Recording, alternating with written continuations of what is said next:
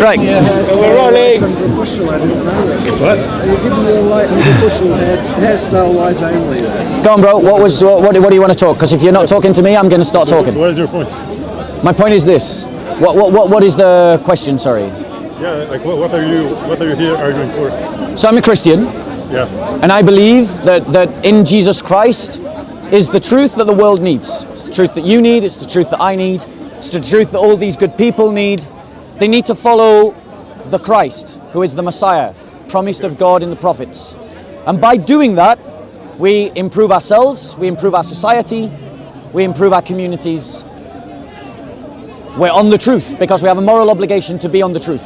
So are you trying to abolish other religions in this country? I believe that other religions, including yours, if you're not a Christian already, should convert to the Christian faith. So I'm personally an atheist. So what do you propose to actually do to go about that? Do you propose to ban Muslims or? No, I'm not proposing that we ban Islam. No, because if you ban anything, you make it popular. But I'm curious if you object to the fact that in Saudi Arabia Christianity is outlawed. Are you aware of that? No, I don't know. What a surprise! But yeah. So like, You're going to have to speak up for these good people. yeah. So like, what are you? So what are your plans to change how things are? Well, I think that we have to start with ourselves. We have to. Let me ask you this question: do you think that we should oppose? Is there a bit of a German twang to your accent? Where's your accent from? French. So the French know a lot about what it means to live under Nazis. Were the French right to resist Nazi ideology? Yeah. Why? Well, because it depends kind of on it kind of depends what you mean by resisting. Well, the French resistance. Were they right, morally right or morally wrong? Well, they kind of had to do this to. We know what they did, bro. I'm asking you whether they were morally right or morally wrong. Yeah, like I think morals are subjective. So you don't think, so let's be clear, the atheist isn't sure whether it was right to stand up to Nazis. Because to me, like morals is a subjective concept. So There's you, no nothing. and this is why the Christian faith is better than atheism. Because here is a Frenchman who should hopefully know everything that the Nazis did to the French, and yet he can't condemn Nazism. Never said that. So you do think it's right to stand up against Nazism. So there is a morality. No, I mean, I don't have like a morality. I don't think it's right. I don't think it's wrong. I think it's neutral. So why do you think it? Can you not hear the contradiction in what you're saying? You're saying in one breath that it's right to stand up to Nazis, but you're saying in the second breath that it's not morally right. So is it right or is it wrong? What I'm saying is that there are no morals. There's no such thing as right or wrong. So is it right or wrong to stand up to Nazis? Neither. Neither. So you're unsure about whether we should stand up to Nazism. No, but I'm saying there's no morals. So you're saying that you are sure. No, I'm saying that morals is a subjective concept, so there's no such thing as objective. I don't know about anyone else, but I'm still waiting for an answer. Is it right to stand up against Nazis? No. That's the problem with atheism. Now, as a Christian, let me show you why Christianity is better. Because here you are, someone who's trying to work, by the way, consistently. I applaud you for your consistency. You're much more consistent than a lot of other atheists in the park. But here is an atheist who couldn't say that it was wrong to stand up to Nazism. But as a Christian, I can say that it is wrong to stand up, it is right to stand against Nazism. Why? Because as a Christian, I have a belief in justice. Guys, film or talk, right? Like in terms of Christianity, we have a sense of right and wrong, we have a sense of justice, and Nazism contravenes that sense of right and wrong and that sense of justice. So it is morally right to oppose Nazism. Okay.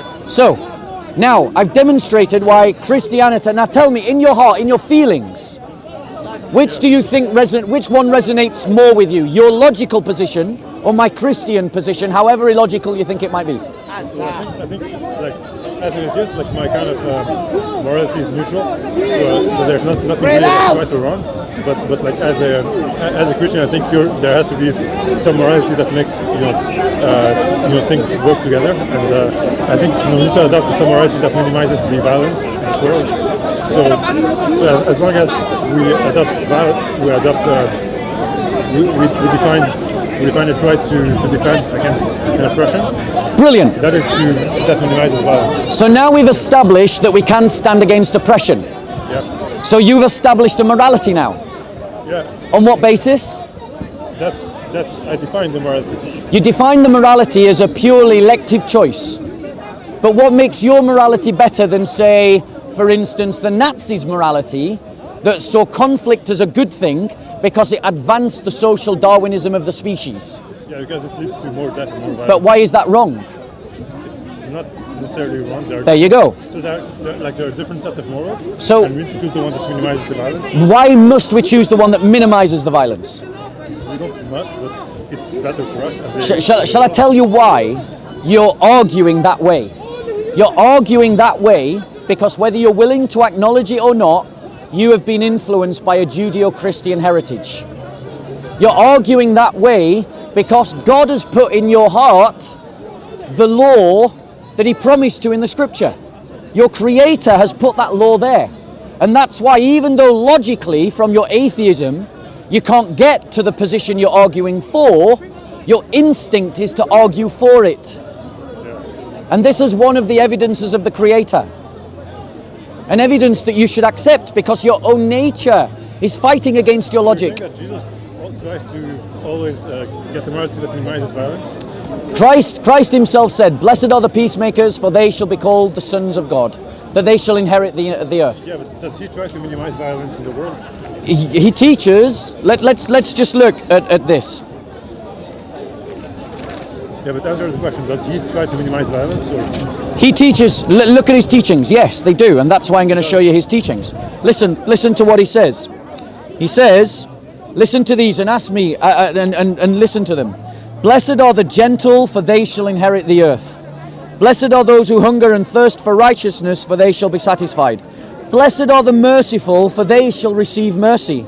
Blessed are the pure in heart, for they shall see God.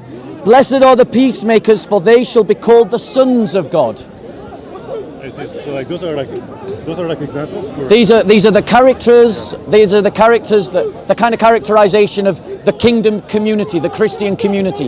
Yeah, I see. Like that in itself does not prove that he's trying to minimize violence in the world. Well- for example, take homosexuals. What about it? Yes. So like he condemns homosexuality. He does. And yeah, Do you show me where he teaches violence against homosexuals? I'm not sure. Does he? He doesn't. Doesn't? It doesn't. What he does affirm though is that homosexuals are made in the image of God, which means that they have a dignity that is independent of their sexuality. Yeah. You have a dignity because you're made in the image of God that is independent of your religion. I have a dignity that is made in the image of God that is independent of my politics. This is Christian teaching. This kind of equality that we all have independent of any other factor, you were born with it, is a gift from God. Now tell me, does atheism, a truly atheistic logic, does that accredit human beings with that kind of dignity? Didn't get the question. So I have just explained how Christian teaching gives each person essential dignity, independent of every other factor. You're born with it. You're born with it. It's a gift from God. No one gave it to you. No one can take it away. You can take it. You can not live up to it. You can live below that dignity. Yeah? But from atheism, from a truly atheistic point of view, can you affirm my dignity? Like dignity, well, it's up to you if you want to be it. Dignity is the sense that there is something intrinsically beautiful and noble about you that should not be trespassed unless there is a good reason to do so. Yeah, well, I affirm your dignity. Based on what? Based on what? Because in a way I'm trying to minimize violence in the world, and if you give to each person an infinite value. So you're not basing it on anything then? What are you basing it on? So I think dignity. So like if the goal is to eventually minimize violence on this planet, then giving you dignity and giving each person dignity. But you haven't answered my question. You've said that you affirm that I have dignity, but you haven't explained why I have dignity. Because I would like each person to have dignity. So you're saying treat other people like you want to be treated. You're appealing to the teachings of Jesus. That's what Jesus taught. He said, do unto others as you would have done unto you. Love your neighbor as you love yourself. So you're appealing to the laws of God.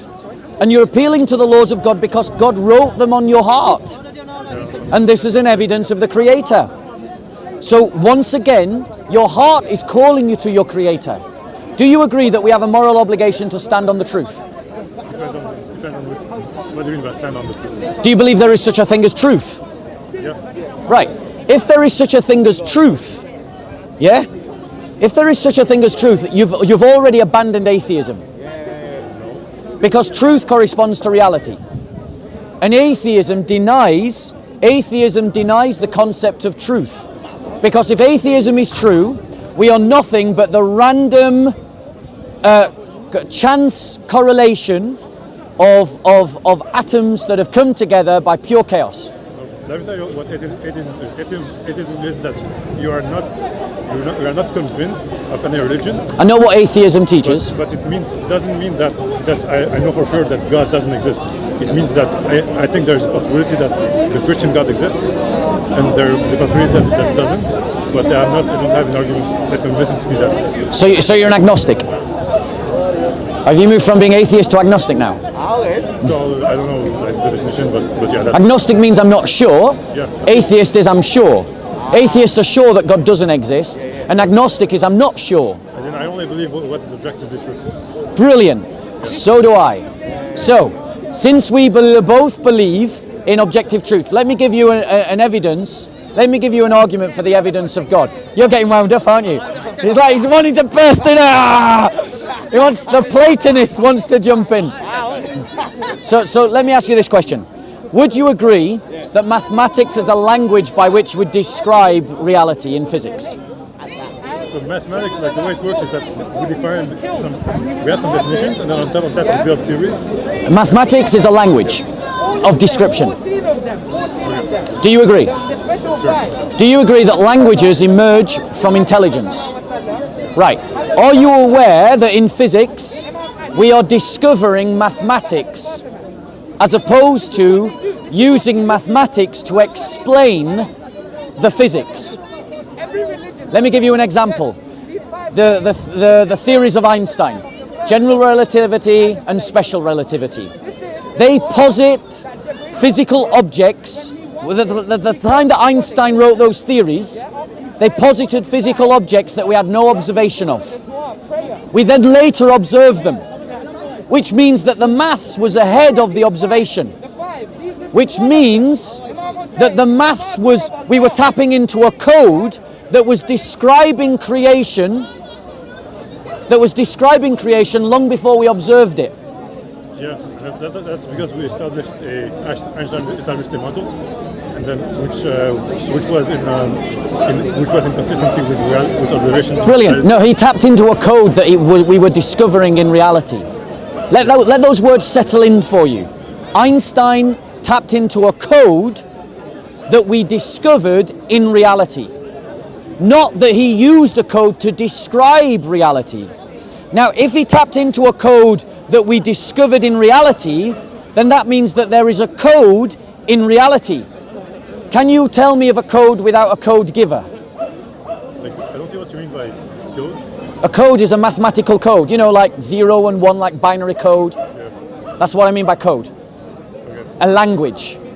We have discovered a language in creation. We've discovered a language in creation that we're tapping into.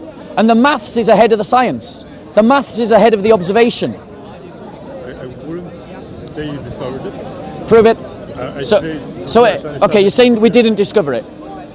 So Explain to me then, if we aren't discovering the code in creation, explain to me how we had mathematical models that were ahead of the observations of reality. yeah, sure. That's true. We had mathematical models that were able to predict what's going on in reality. So we accept there was a code. Because we make logical inferences based upon observation and a theory that we made out of. But that code, sir, mathematics and numbers are independent of creation. Are you aware of that? Have you ever studied math, the philosophy of maths? Do you know about negative numbers? Do you know about the imaginary numbers? There's models of maths that are independent of reality. Yeah, right. There are models of mathematics that were independent of reality, that then we observe something and then someone pointed out, oh, hold on, we've got a mathematical formula that explains that. Like Einstein's theory. So the point is, we aren't inventing the maths to describe reality. The maths is already in reality. We've just tapped into the code. So I'll ask you again. Is there such a thing as a code without a code giver? Is there such a thing? Yeah. There is. Maybe. Prove it. Give me an example. But I'm saying maybe not. Well, I'm saying that we cannot think of any example of a code without a code giver. And the reason why we can't think of an example of a code without a code giver is because such a statement is illogical. So logically, where there is a code, there is a code giver, and that means there is a mind, which means that there is a God. Why? You don't really get why. I mean, yeah, like, there are codes, there are objective realities, but why is there necessarily a mind, like a God? So give me an example of a language independent of mind. And also you have to prove that God is all powerful, and that God is... Let's just, because you're not really addressing my first point, but let's address your point. If we accept as a truth that there is a code in creation that we're discovering, and that points to a code giver as the one behind the creation, I think that it is fair to ascribe to that code giver the idea of almighty, all-powerful. Because if that code giver is the one that gives the code and organizes the entirety of creation, I think it's fair to call him almighty. Why not just launch this? So like, it's like you, let's say you can create an artificial intelligence. Are you going to actually address the points that I'm making? No, I'm not addressing the points. Artificial intelligence. So here's the points that I'm making. One, there is a code that we are discovering in creation that is called physics. It's called mathematics. There's mathematical codes that we are finding in creation. We have mathematical models that are independent of observation. And then we have observations that match the mathematical models that we're building independent of observation. That means that we are not using the maths to explain the observation. The coding is there independent of our observation. And we are simply tapping into a code that is present in creation itself. And if that code is independent from our observation, then that means it is arising from a mind. No. Because, firstly, let's go back into what mathematics is. Do you know that mathematics is a language? Yeah. Right. Can you think of a language that doesn't arise from intellect? No, but it doesn't mean that. No. Every observation of language is connected to intellect. Sorry, if I can't think of it, doesn't mean that it's not possible. Because I'm only human, so I can't really conceive such a language. But I thought you based your assumptions on what was true. If every observation of language emerges from intellect, then it follows that until we find the opposite, we can assume rightly that the language you find in creation has arisen from intellect. Unless you can give me an example contrary. No, that's actually the burden of proof fallacy. You just assume something's true. No, I'm using the burden of proof established by Francis Bacon. The idea that individual observations amount up to a summary conclusion. Every observation of language that we have arises from intellect. Why would we change that rule just because we don't want to believe in a God? That's ultimately what's happening with you, bro. You don't want to accept that there is a God behind creation, and so you simply say that we have observed a language, but it doesn't necessarily come from intellect. Like, how do you define God? Do you define it as some... how do you define it? How do I define God? Someone that stands outside of creation, that is all-powerful, that has mind, that is outside of space and time, and is non-material, whose being is not contingent, that it's a necessary being. Those are my definitions. Okay, question. You said How do you know there's not multiple gods? Let me finish with him and then you can come in. How do you know there's not multiple gods? Sorry? How do you know there's no multiple gods? I don't, from my argument. But let me ask you this question. I'm willing to concede there may be multiple gods because of the observation. Are you willing to concede that there's any God at all for the same observations? Like the all-powerful, I'm not convinced. Why would you? I'm willing to concede. No, hold on. I think it's fair to describe this God or gods as all-powerful because in terms of our very definition of power, it is all the material and energy in the universe. And if they are behind all the material and energy of the universe, I think it's fair to describe them as all-powerful. But I'll come back to my question that you jumped around. Here's my question. I am willing to concede there may be multiple gods. Are you willing to concede for the same observations that there may be a God at all? Right, great. So now you're a step closer to truth. Yeah, I've always been taking this position. I think that there may be a God. Right, but I'm saying to you that we have a sufficient reason to conclude a divine originator. Sure, like it could have been an originator that created logics and created the planet, but it doesn't really have the power to influence everything. Right, well now you're just arguing about the definition of God, bro. And fine, we can have that argument. But firstly, do you accept that there is a God? You're telling me to accept something, but the definition is not clear. So Well, whatever definition you want to use, do you accept that there is a God? Yes. Congratulations, you just took a step closer to truth. I just said that there may be a God. No. I'm not asking you there may be. I'm asking you, do you accept that there is a God? For some unknown definition. What? For some unknown definition. Okay, so the brother has started the conversation as an atheist, but now he accepts that there is a God. Okay, that's good. So congratulations. Well done. Right, now I want to give you the reason to believe in my God. Okay? Can you prove to me that he's all powerful? Yes, I think I can. If we define all powerful as being greater than the sum energy of all known energies, Greater than all powerful means that he has the complete control of everything that's going on Earth and in the universe. yes, I believe that. I believe that. Okay. So if you agree with me that the definition of all powerful means power greater than all other energies, Listen, he wants you to follow one do you God. understand? Follow his one God, not anyone That's else. correct. He knows that already. He knows that already. We've already had an example of Islamic bad behavior. Here we're going to have it again. Talk shit all you want. There you go. Sorry. We're having a conversation. He doesn't want to talk to you. I don't want to talk. You're just going to have to tell him to go away. Yeah, he wants you to go away. Okay? So here's what I would like you to do. Because there's other talks that I want to have, right? I want you to go away and research this over this next week. Okay? Research the prophecies that talk about Jesus Christ in the Old Testament. Okay?